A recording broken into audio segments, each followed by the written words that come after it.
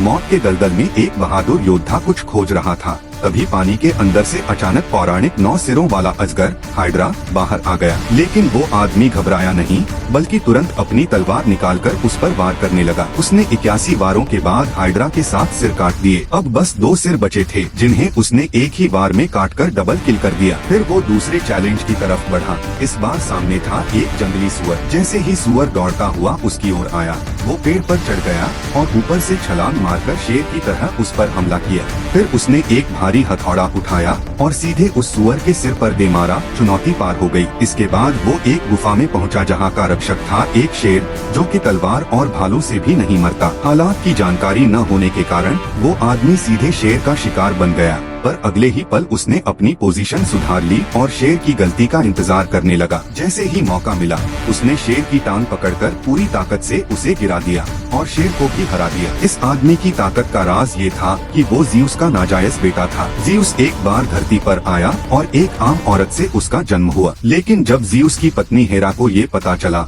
तो उसे बहुत गुस्सा आया।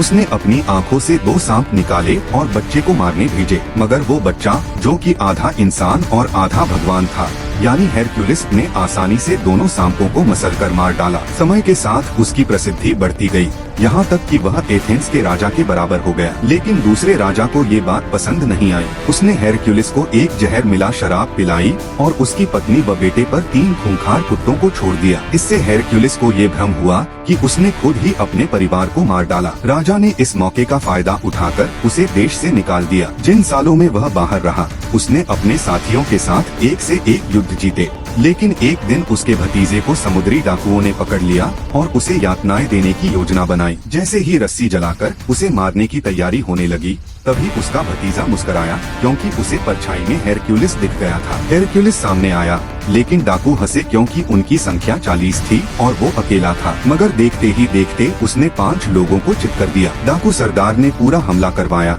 लेकिन हेरक्युलिस ने इशारा किया और उसके साथी हमला करने लगे। कुछ ने तीर छोड़े, किसी ने मौत की दरांती से हमला किया और एक छोटा सा लड़ाकू जानवर भी ऊपर से कूदा। अंत में सिर्फ एक डाकू बचा, लेकिन वो भी गिर पड़ा। असल में ये हेरक्युलिस की योजना का हिस्सा था। हेरक्युलिस ने जलती रस्सी को अपने हथियार से तोड़कर अपने भतीजे को बचा लिया। उसके भतीजे ने सबको जश्न में एक बार में बुलाया, जहां हेरक्युलिस हीरो बन चुका था। मगर तभी कुछ सैनिक वहां आए, क्योंकि देश की राजकुमारी वहां पहुंच चुकी थी।